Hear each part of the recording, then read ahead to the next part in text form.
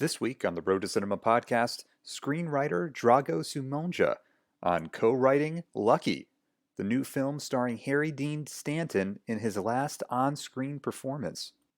We'll learn all about how Drago and co-screenwriter Logan Sparks used their real-life friendship with Harry Dean Stanton as inspiration to develop the script. Some wonderful stories about how Harry Dean's real-life persona was infused into the film, and how Drago has balanced a career between being an actor, screenwriter, and filmmaker. For more information on the Road to Cinema podcast, please visit jogroadproductions.com. Don't forget to follow us on Instagram at jogroadproductions, Twitter at jogroad, like our Facebook page, Jog Road Productions, and you can also subscribe to Jog Road Productions on YouTube to watch some of our video interviews with Don Cheadle, Greta Gerwig, Ewan McGregor, and many more. And you can also subscribe to the Road to Cinema podcast on iTunes, Apple Podcasts, and Stitcher. And don't forget to write us a nice review under the review section in Apple Podcasts and iTunes.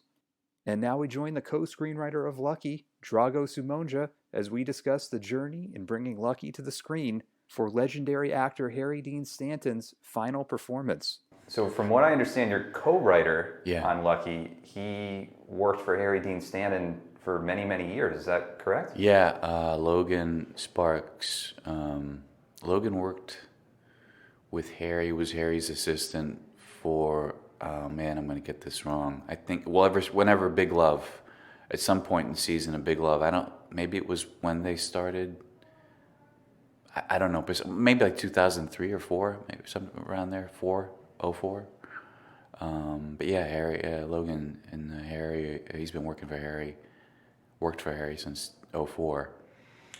Was that where the concept of writing something particular for Harry came about, or? Yes and no. Logan had asked me to drive out to Arizona with him. He was working on some documentary and asked me to come out to do some research. And so we drove out to Arizona, and then on the drive back, we just rapping about things that we were interested in working on, and we've always wanted to collaborate together on something. And we were both a little frustrated about nothing was kind of happening, and I just, out of the blue, man, I just said, man, if I were you, since you're with Harry every day, I just write something for Harry. I just write really simple kind of indie film, put him in the lead, get a bunch of people we know that we can just pick up a phone and call, that come aboard and play for a day or two here and there, and then so we just threw out some ideas to one another, like a little sketch of what that might be, and then literally by the time we made that, got home to LA from Arizona, we had somewhat of a really rough framework. Yeah. And then we promised ourselves that we'd write every day. We'd meet every day, and we would write for 2 hours, no matter what. We just 5 days a week. And then we did, and we started, and we committed to that.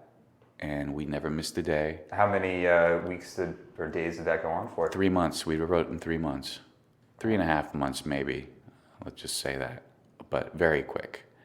And it came quickly, we just took things pulled from our experiences with Harry. I mean, I've known Harry longer than Logan, but not as close, and not intimately as on that sort of relationship that Logan had with Harry.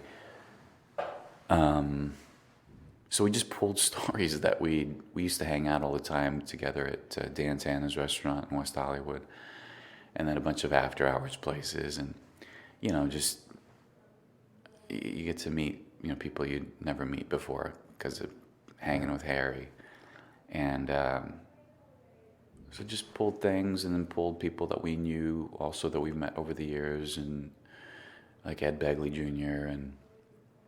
and just wrote basically took Harry's daily routine of what he did, Yeah. which was a mixture of, game shows and the bar, maybe once or twice a week. So that bar was sort of in the film, it's sort of a version of Dantana's in a way. It's a version, yeah. It's like a version of Dantana's in a spot that's no longer around in New York called Elaine's, which we named it Elaine's. But so it's like a mixture of those two, and then some of the characters or the people that we know from Tana's, like the names we took, and we kind of personalized it, and so yeah, that's pretty much the origin of how Lucky came to be. Now, to sort of backtrack, you said that you knew Harry actually longer than Logan. Mm-hmm. So did that sort of start when you made the documentary that we were talking about before? Yeah. So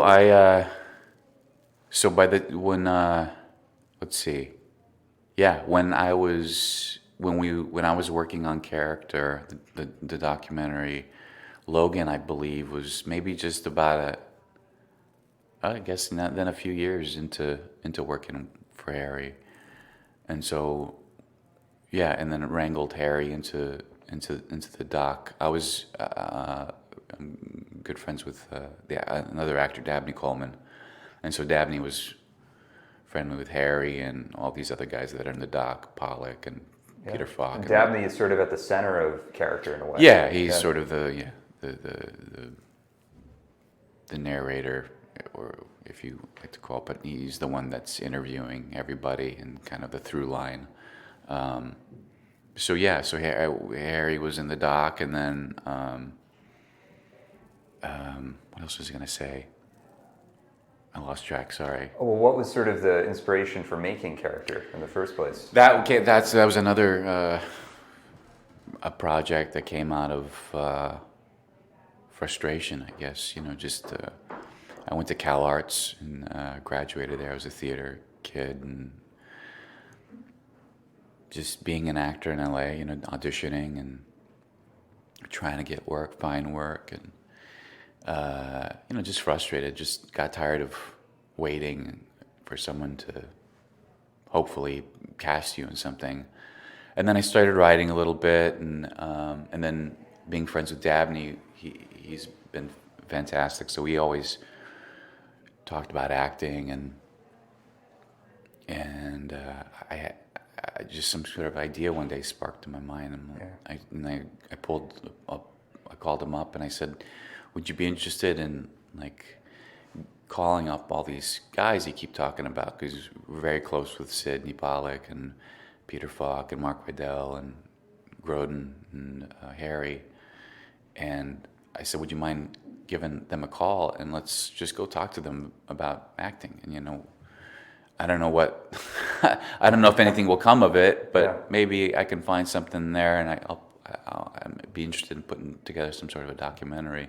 So he was very generous to do so, and called up everyone and got everyone aboard and made the rounds and did some interviews, and then I put that together, edited that together, and I think that sort of making that documentary empowered me to feel like, I don't have to.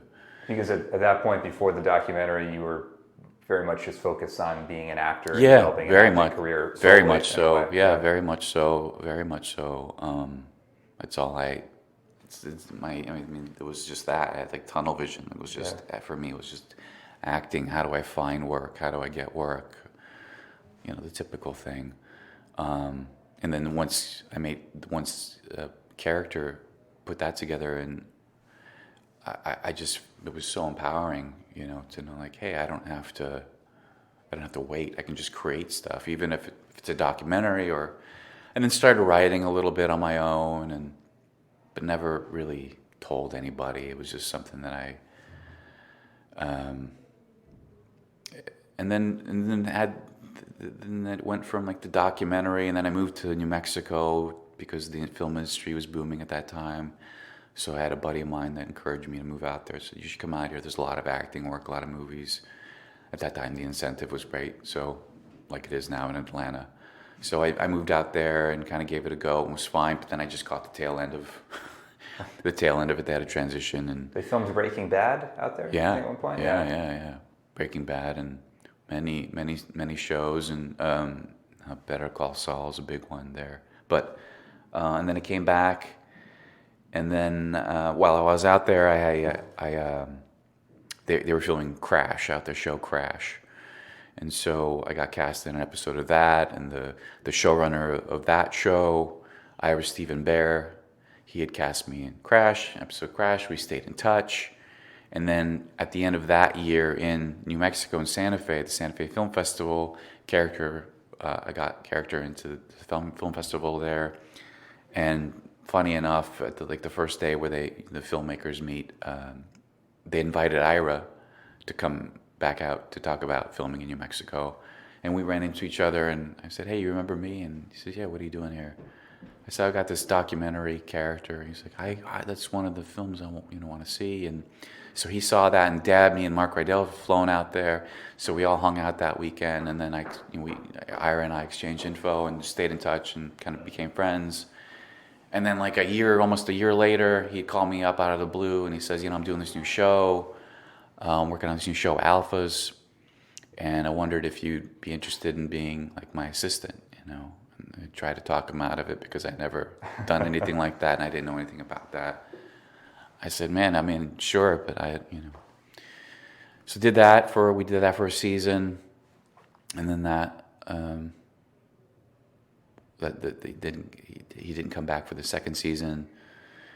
Then I went back to bartending a little bit, and then once we'd written Lucky, and got sort of most of the pieces kind of going, I thought, well, I think it would behoove us to find like a producer or a mentor, somebody who would guide us. And then I threw out the idea to John and Logan about Ira, and they said, "Yeah, absolutely, call him."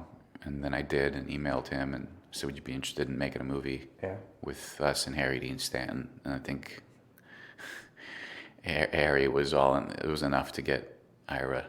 It's one of Ira's favorite actors, and so he was gracious enough to meet with us, and he came aboard, and it was really I'm rambling, but from the day we started writing till today, this very day, I mean, there was never, I can't think of that there was ever a moment where there was some sort of a waiting period, other than maybe a little bit in the financing, but that was very, I mean, it was... That's very rare not to hit those speed bumps. Yeah, it was there. So even the financing, I think there was maybe a few weeks that it was sort of like, but everything from the writing to the financing, to the casting, to the pre-production, to production, to post, to editing, to film festivals, then distribution and theatrical, and to this. I mean, it was just... It's been a whirlwind. I mean, it's been pretty crazy, and I feel really grateful for it. But convincing Harry to be part of the project, was he... Took a little convincing. Yeah, it took a little convincing, because Harry really, I mean, never officially retired, but just, guy at that time was 89. He wasn't really pursuing... Yeah, he didn't care. He was fine sitting at home and heading out to Dantana's once a week, or...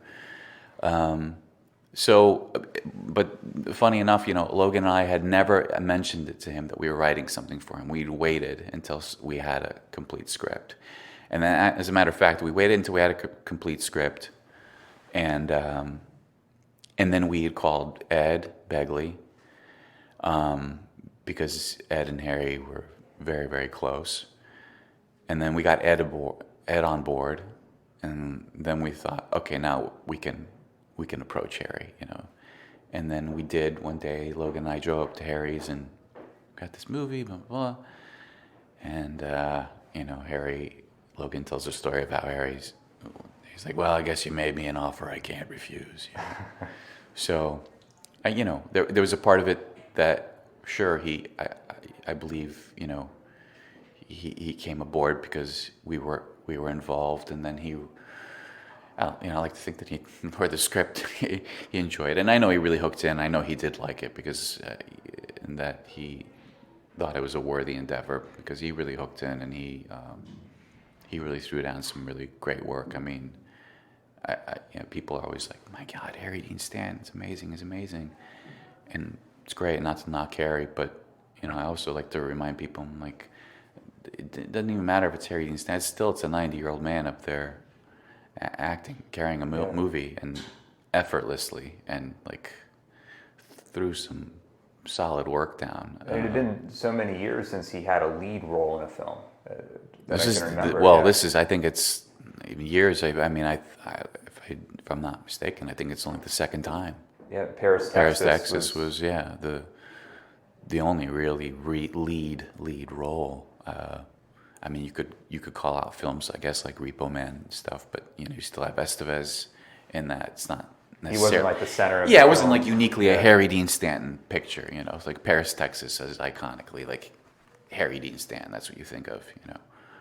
So this being the second thing, and so there are a lot of people throw out a lot of comparisons with Lucky in Paris, Texas, and the desert landscapes and all that stuff. And yeah, somewhat reminiscent of that, but I hope that, I think it's completely different in another.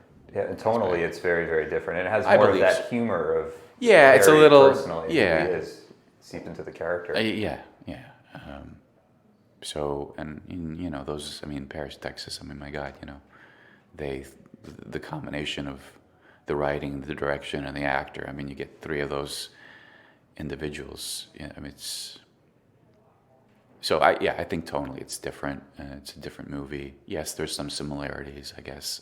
I get why people would say that, but yeah. To go into John Carroll Lynch, what attracted him to the script initially? So John is another guy that I've known for now. John, when I graduated Cal Arts, I did one of the first few things that I did was a short film. And it was a short film that I got asked to do, directed by John Humber. It was called Details, and John Humber was working on the movie Good Girl, I believe. He was working as a PA, and then he asked John, "Hey, would you come do a day or two on a short film that I wrote?" And John said, "Yeah, sure. Of course."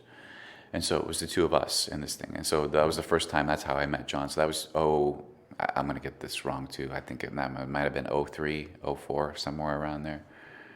And he had developed a pretty significant acting career. He was on that Harry show and Zodiac. Yeah, it was and a lot just of big projects. Yeah, I don't even think Zodiac was out there yet. I think I would say the thing that he was most known for, I think, in cinema was. I might be wrong, but I think it was Fargo still. We're talking 03. Zodiac wasn't even till. Yeah. I'm sorry, John, if you're listening. I'm messing up. I think it was 07, 08, around something like that. Yeah, but anyway, he was just like, it was, it's funny, you just mentioned that, and I think about since the time I met John till today, it's like, it's amazing to watch even his career. How it's evolved so much. It's crazy. Yeah. So anyway, that's when I met John, and I originally met on the short, and then we just stayed in touch and we became friends and hang out all here and there. He lived in LA at one point and no longer lives in Los Angeles, but just became friends really. And when this came about, I just thought we'd asked him to play the part of a part in Lucky. And he said yes. And then when it came time to looking for a director, I threw out the idea to Logan, and then we agreed like we should, and I'd known John had been wanting to direct for some time as well. Just could never find the right, for him, he was always trying to find the right project, or he was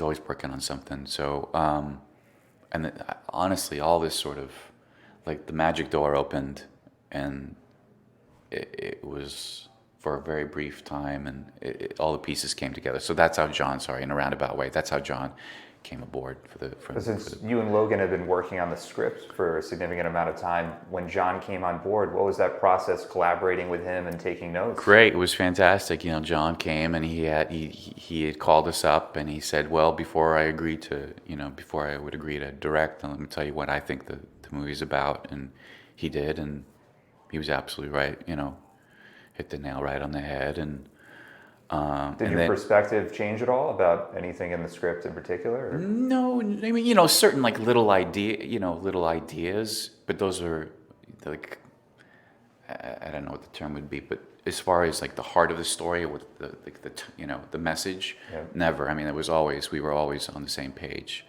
But you know, obviously the director comes in, and he has certain things that he wants to see. You know, it's like little tweaks. It's not even like a major.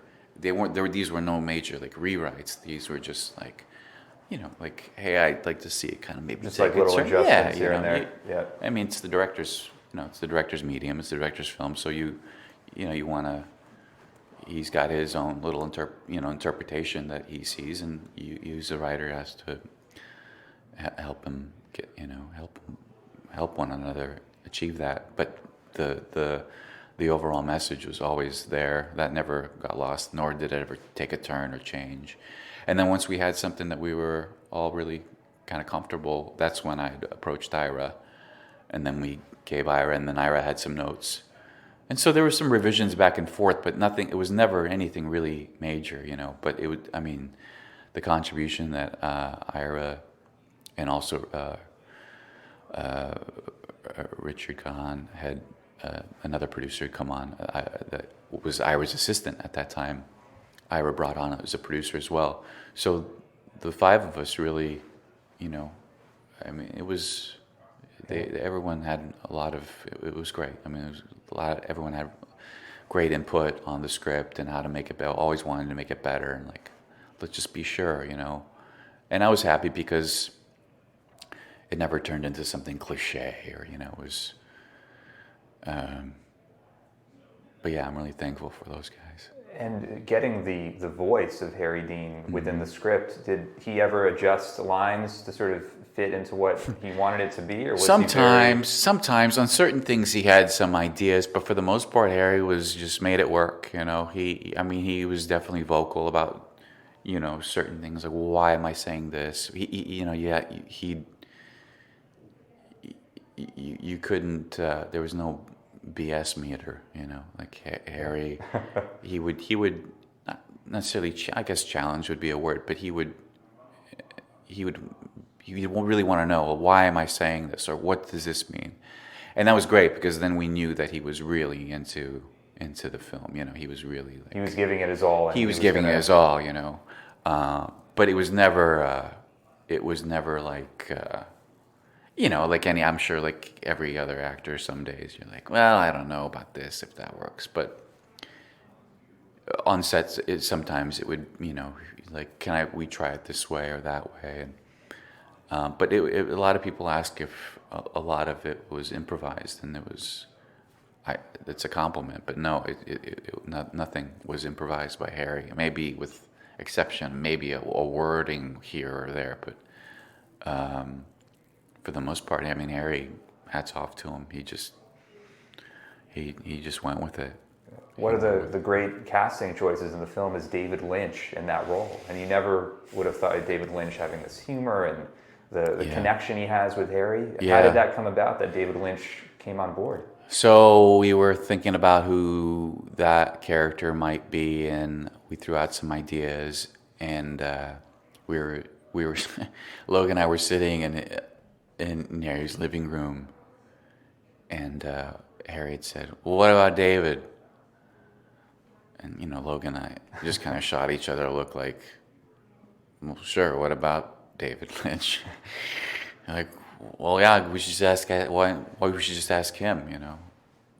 I said, yeah, oh, sure, just ask David Lynch, you know? He's like, well, I'll just call him. And he just stood up and walked to the phone and called him. And Logan and I looked at each other like, is this really happening? Like, this can't be happening. Got on the phone with David Lynch, and David said, yeah, just let me put you on the phone with Michael, his assistant, and then Logan and Michael had known each other over the years, obviously, just from social events. And they said, send us over the script. Sent over the script because we love it. We're busy, though. We're in the middle of Twin Peaks. David's editing. We don't have much time.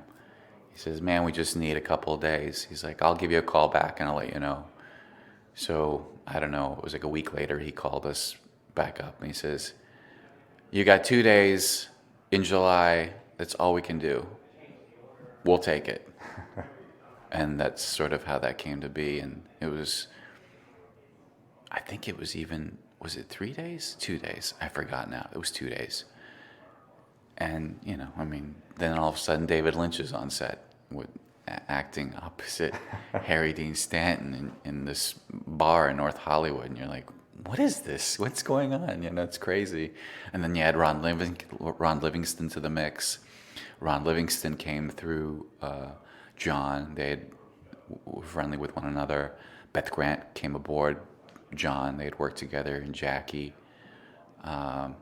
So it was like this, what John calls a Rolodex production. It was just basically, all right, everybody pull out your, Rolodex, and who can you make the direct call to? And so everybody in the movie was like a direct phone call. Barry Shabaka Henley, blanking on everyone at the moment. But even starting with Ed Begley Jr. Begley I've known since I graduated college. I've known Begley since 2000, and that guy is like. And that scene he has with Harry in the doctor's office is such a funny moment. Yeah, it's. I mean, Ed and Harry really have a special relationship with one another. I mean, they talked to him every day, literally every day on the phone. They would do the crossword together over the phone, So yeah, that's how all of those people came to be, and very quickly. And and even in the financing, it was. John tells the story of we'd go around pitching the film, and we looking for financing, and like, look, we need a quick no. We need a quick note because the star is 89 years old, and like, I don't know. You can't do 10 years of development on this. Yeah, so it's like if you're going to say no, please let us know like today, because we need to move on. And fortunately for us, there were very, very little no's, and all the actors that came aboard just came aboard because it was Harry, and get a chance to play opposite Harry for a day or two. And it was pretty cool. What was sort of Harry's response to seeing the film for the first time? He had never seen it. He had never seen the film. He never saw the film? Never saw the film, no. Even at South by Southwest earlier? No, he had never seen the film, no. We premiered it there. Harry, he really wanted to see it in a theater, but Harry wasn't willing to travel, Harry was reluctant to travel even outside of his house, I mean, he's that kind of guy. And so South by went, and then we just you didn't think that the guy, he wouldn't be around, particularly a year later. So we just kind of kept pushing it, and thought, well, when we have it in a theater, when it comes out in the theater, that's the way he wanted to see it. And I know Logan had showed him like a cut of like a scene or two here and there. So he saw like maybe a scene or two of something, like a rough cut of a scene, but not ever a cut of the film. So it goes. No, it's unfortunate he was never able to see the finished product. Yeah. I guess it's one of those things that, I don't know. I guess maybe it was meant to be that way, Like, I was saddened by that, and then I thought it was also at the same time kind of beautiful, Like, I don't need, he didn't need to see that. That's him. I think he got so much out of the experience of it. All of these, many of his friends who came together to make this film, and he was at the center of it. And sure. His one of his last performances. Yeah, yeah. So it's been nothing but, since then it's been nothing, even before then, but more so now, it's been nothing but more than a celebration for Harry. And I mean, And the reviews of the film have been stellar across the board. I mean, they've been so sweet, and all like you said, all across the board. Everyone's been very supportive and very kind, and everyone involved with the project is deserving of that, because everybody really worked their ass off. I mean, people talk about independent film, and I mean, this was, no one can ever tell me this was not an independently financed film. I mean, this was. So it was really about getting just the bare bones budget that could be used to complete the film in that way. Yeah, there was no vanity. There was no one like, well, I need X amount of money if I'm going to come play a part, or I need points, or this and that. Everyone's like, I just want to, just let me do this. And I mean, what can I say? No pun intended. Lucky. We were just very lucky. Do you feel from this experience that you want to continue writing? Yeah, I'm writing. Yeah, pursuing acting for so long. I'm writing. Funny enough, I've done more acting in the past year than I have over the past, seems like, 17 years.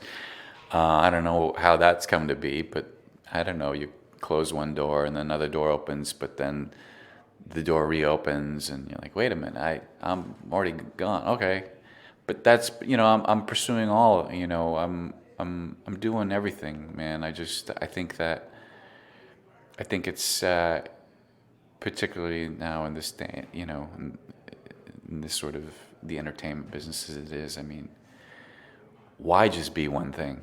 Why just, when you have access to many things, just be creative, I feel like that can be a trapping sometimes. Someone says, I just want to write only, or I just want to act only. Or I'm guilty of it too, man. For years, I just, I just thought of myself that way, and I still think of myself first and foremost as an actor. I really do.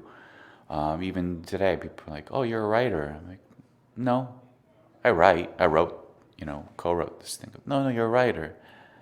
Okay, sure, but even so, more so, I still think, so the world's starting to open up, like that scope is starting to open up for me.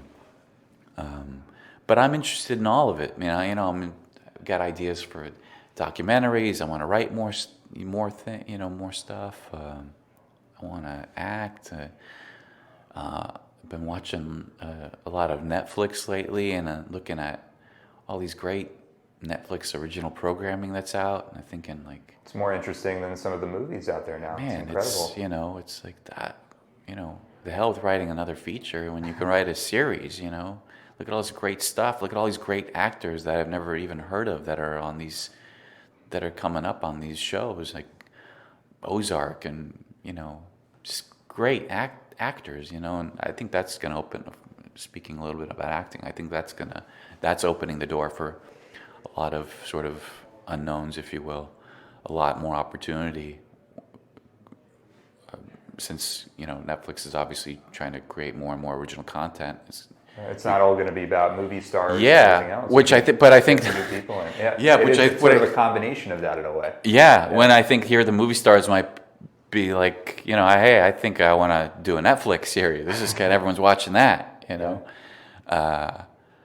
So, man, I'm just open to all of it. It's this process has opened my mind to a lot.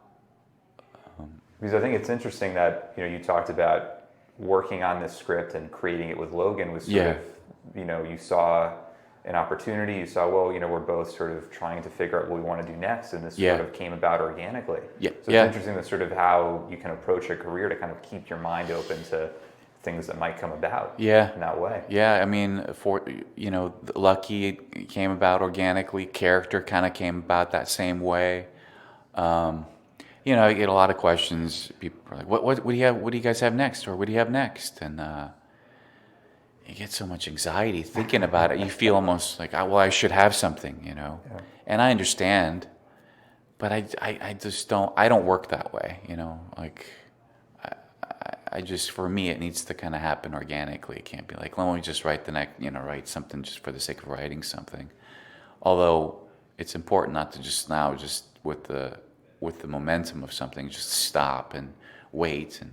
And Logan and I talk about that all the time. But you know, our two worlds have also changed over the course of, you know, at that time, his wife was pregnant, and my circumstance of work, just when the proximity of where we lived so close to one another, you know. And now I live in Pasadena, and he's you know in the valley, and now he has a kid and a little boy, and you know it's changed. So it's, you gotta adjust, you know, and you know, maybe that we're not, you know. Maybe it'll be next week we write something, or maybe 10 years from now. I don't know. But it always, you know, what then, people, like I said, always asking, what's the next thing? What's the next? I don't know. It could be me maybe just doing this, wanting to talk to people about music. I don't know. It could be, I don't know. Whatever for me is an artist, whatever if kind of I'm gravitating toward to, that's what I want to do next. So sorry, I'm rambling. Oh no, but from talking to other filmmakers too, they always feel, you know, a film comes out and there's all this press on it, and there's this pressure they have to deliver some new form of project in development. And and I feel like there's so much pressure put on that it's almost to that extent. I feel like that the second project is even more important than the first. And it's almost judged more than the first one. Yeah, because then they kind of expectations. That's right, because then they're like, well, are they a one-hit wonder? You know, the second one was I figured it was a one-hit wonder, you know. So like the expectation, the second thing, whatever that may be, is like, well, let's see if they can do it again, or he can do it, or he or she can do it again, you know. It's just not fair, because it's just, you know, you got to, you know, it's like, I feel like the Daniel Day-Lewis of writing, you know, or whatever, you know. It's like, I need 5 years. Let me think about something. And someone like Warren Beatty took, I think, 17 years between Bulworth and the new one that came out. So it was just kind of how it happened for him. So. You know, but you know, this business in this town, people are so quick to either tear you apart or give you kudos to some, like, you know. And there's so much great work. I'm really happy this year to be a part on like this whole sort of festival circuit, and this in the company of the films that have come out this year. Equally, just some beautiful stuff, as you were talking earlier about good times. Yeah, that's another example. Wonderful performances there. You know, that's like when I saw that movie, my first thought, you know, I was so jazzed. I'm like, wow, cinema is great, you know. And I start thinking like an actor. I'm like, how do I get to be in their next movie? You know, like, you know. But I start. You get these creative spurt. You know, these ideas of not just what do I want to make next, but you see movies like that, and you're like, I want to be a part of that too. I want to work with those people. I want to work with people like Sean Baker. I want to work with. The Safdie brothers. Yeah. You know, it's like so. It's almost beyond your own projects, but seeing how you can work with other people and add on to what they're doing. Yeah, how can I help collaborate with you, or what can I do to help? Not that they need my help, but you know what I mean? Like, I want to be a part of that as much as maybe somebody is all lucky and be like, hey, I want to work with you guys on something, you know. So it's like a give and take, and yeah, man, I just really jazzed about this year and being in the company of all these other films that came out this year, and it's been great. It's been a great ride. Well, lastly, I was curious, what have you learned from hanging around Dabney Coleman and Harry Dean Stanton and so many of the other, you know, Charles Grodin, many of the actors that you interviewed for Character? Just about acting and just about a sort of a career in entertainment. You know, it was just a different. It's like that's a whole different, another conversation. But those guys, they don't make guys like that anymore, And then at that time, again, that was a different world and it was a different time. And, in all respect to those, I identify more with those guys, Dabney, the Peter Fox, the Gene Hackmans, That the Sidney generation, Pollack. that I do, 1970s, even 1960s. that's sort of my wheelhouse. I mean, the films into that era, I'm sure, like many, are for me. That's what I remember growing up watching as a kid. I mean, there were other movies, obviously, but that kind of feel, Cassavetes, and so the company of those actors that were in those films. But your question about what I learned from them, I mean, that really, at the end of the day, all this Hollywood and all this bullshit red carpet stuff that comes to be, and awards, and that really, what I learned from myself is that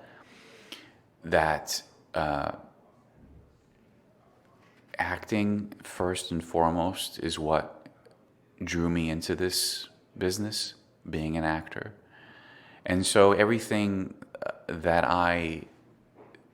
all the projects that I have in mind and somewhere in my head that I've done so far, the character or Lucky, have always, acting was the root. So it always started from act, and it really, my ideas come from that. That's where the basis, that's where it always starts, from an actor's point of view. And I just like listening to those guys talk, because from the era that they came from, and they never, I mean, with the exception of a couple maybe, but most of those guys were just guys that just fell into acting. No one really planned on,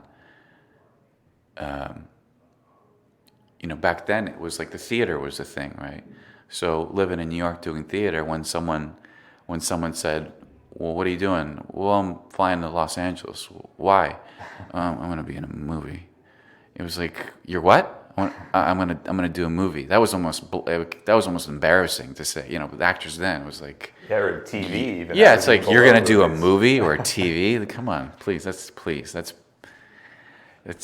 embarrassing. Don't say that out loud. Because theater was so regarded, and the movies and TV were just looked at as, well, that's how you can get a paycheck. That's right. It's not, the art of it. It's not the theater only. Yeah. For most of them.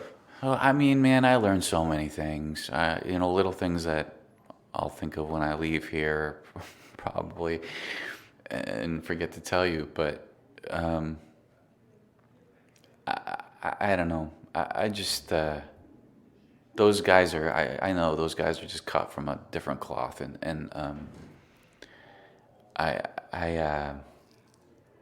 sorry, I'm rambling. I'm not as articulate. Well, I feel like you can't replicate what they have. That was a very unique thing. Gene Hackman and Jack Nicholson and all of these people from the 1970s, 1960s generation. Yeah. That was its own unique world. It was. That's for sure. And, there's a lot of us today. I mean, we all try to, you try to emulate that, Well, that feeds into, Sean Penn and Johnny Depp, course, and all those absolutely. performances were influenced by them. All those, I mean, look, call it what you will, it's like everybody steals from everybody, and I don't mean that in a bad way, You hear something from a song, you're going to pull that from thing. You see a movie, a Cassavetes film, you're like, wow, I want to make a movie a la something like you're going to do it, It'll filter out and become its own unique thing through your. That's right. From your perspective, it's like, well, how do you take that? How do you steal that idea and then put it on your own twist to it, And Good Time is an example of that, Yeah, that's Cassavetes, Sidney Lumet, all those 1970s movies. Mean Streets. Yeah, I mean, that's maybe some people will look at that and like, well, you can't, that's to me, it's a compliment, because it's it's like, why is that movie seems so familiar? Well, because it's reminiscent of that, and that's what I'm saying. I would never walk yeah, around what saying makes they it- stole that yeah. from them. But they obviously they're inspired. It's an inspiration, you know, and it's beautiful. But man. to take all of those influences and make it its own unique, incredible thing. Yeah. That's what makes Good Time so brilliant. Yeah, yeah. So props to you guys if you're listening. Yeah, and then you like people like Sean Baker, you know. Look, Sean Baker wasn't the first guy to film a movie on an iPhone, you know, Tangerine. You know, many people have done it. This was the first movie that kind of came out that was received with such acclaim, you know. And I'm not knocking Sean Baker. It's great what he did, because that just, I think it opened people's eyes. Like I don't have to, especially maybe even film students or people coming out of film school or anybody, hell, you know. I think everybody gets a sense like everything has to be done a certain way. Yeah, I need to Here's rent the camera the way it package is. and how many this. It's like, man, you got a portable movie studio right on your phone. You got audio and video on your phone. You can buy a lens and shoot something. I mean, unless you're making like a Marvel movie, you know, you can't shoot. Sure, you can't. But if you're making, you know, if you're writing and want to make like a character-driven acting movie, you can beautiful movies. I mean, I even read the other day in an article that Soderbergh, his new movie that's coming out next year, shot the whole thing on iPhone 7 Plus, you know.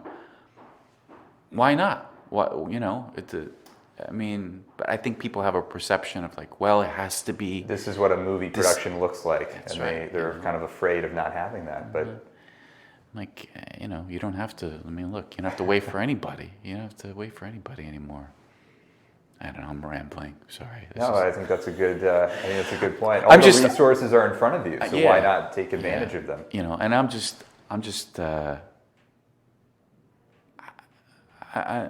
fan of everybody's. You know, like I just want to work with everybody in every capacity. You know, I'll go hold a boom for somebody. I'll go PA on somebody's set. You know, just to be around that sort of all these great guys making films and gals making films these days. And even that's, I mean, look how much that's even changed women making, you know, just more opportunity. And like the whole thing is brick. I mean, anything is possible, you know, really anything is possible. And I guess people are really, like, you know, people get fixated on this, like, the movie studios, and it's got to be this way, and it's, man, anybody can do anything now. It's got to be good, you know. It's got to be, you know.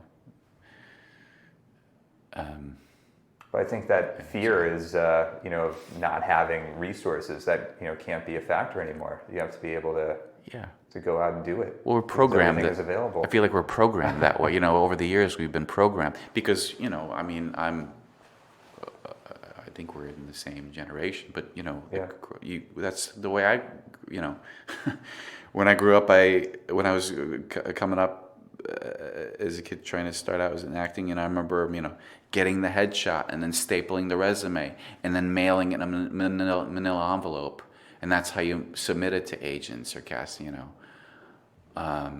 Now everything's digital anymore for now just gets, you know, when I shot the character, the documentary, I shot that on the first generation Panasonic DVX camera with the mini DV tape, and then spent hours digitizing that, you know, and then buying a computer, and then you know, I remember it was like I ended up with I needed like something around 3 terabytes to store all that for the interviews, and at that time a terabyte was going for $1,000 a terabyte, you know, and I can get 5 terabytes for $200, you know. So everything is evolving. And now imagine how you can shoot a documentary. Like you can shoot that on an iPhone. But I just, because you got to break free from it doesn't have to be that way anymore. You can do anything you want to. You don't have to wait for anybody. You don't have to have anybody's permission. You have the internet and with the YouTube, and you can post your own stuff, and just, you know, social media helps, and it kind of opens the door for everybody, actors, writers, directors, anybody can jump in there, you know, anybody. I just, you know, but back on track to quickly lucky, like I feel that way. I feel lucky. I feel really grateful for everybody that came to play and everybody involved, and Magnolia, from what they've done this year with the film, they just, it's another thing. I grew up watching these movies, and you always see Magnolia.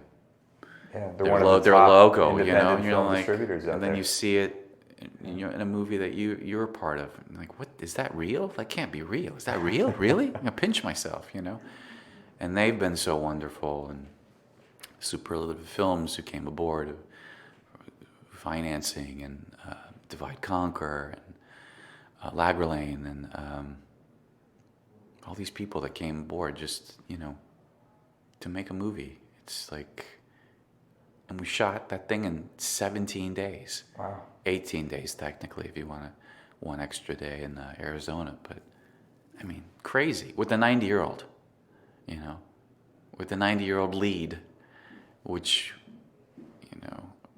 it's just a crazy, the stamina that Harry had. I was tired. I don't know how the hell he did it, but he did it, Yeah. Walking him around. And he's in pretty much every scene of the movie. It's all him. every frame. Every moment of the film is Harry. Yeah. And this guy, the last day we shot in Arizona, 104-degree weather, walking around in cowboy boots and I thought I was gonna kill him, but he showed up, man, and he did it, and God love him, and it's one for it's one for the books for sure. But even that that generation that you speak of earlier, I don't know. I be lucky to have a career like that. Be lucky to have as much as people think of it as a. Yes, of course it's sad.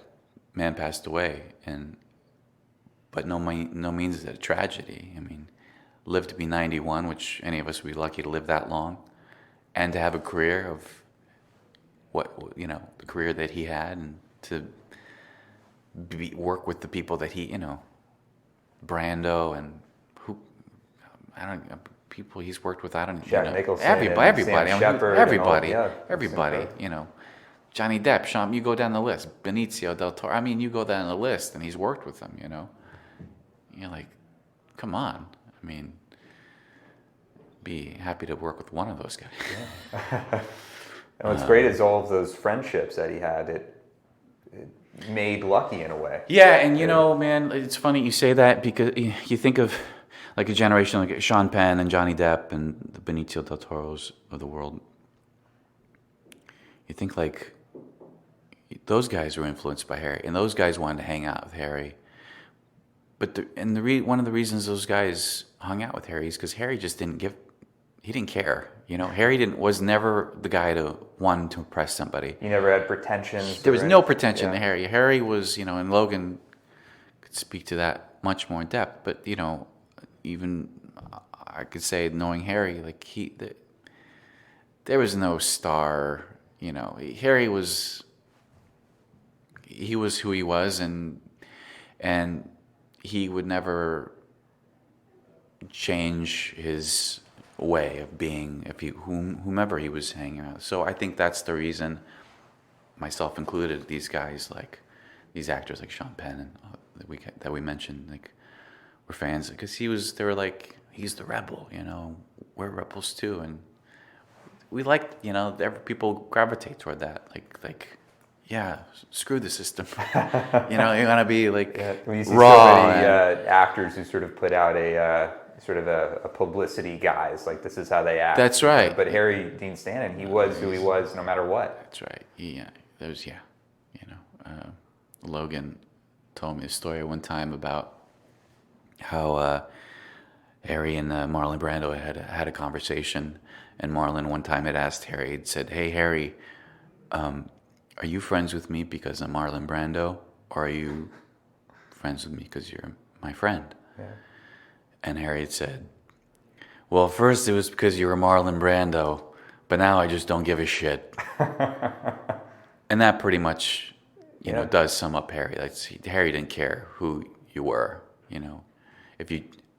if you had respect for him, he had respect for you, and above all, he was he was a man of music, too. And we talk about this all the time, but I think Harry.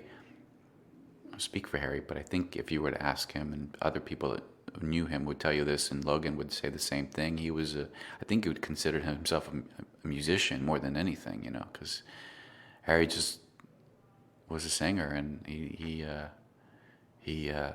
as in the film Unlucky, that was him. I mean, that's one thing that he really, and even John touches upon this, but that was one thing that he really he wanted perfect, the singing. He wanted the voice to be at his best. So, yeah, man, it's crazy year. Past couple of years. Well, congratulations on the film. Thanks, brother. It's an amazing journey. Thanks, you guys man. have been on with this, and hopefully it'll continue through the award season too. Hopefully,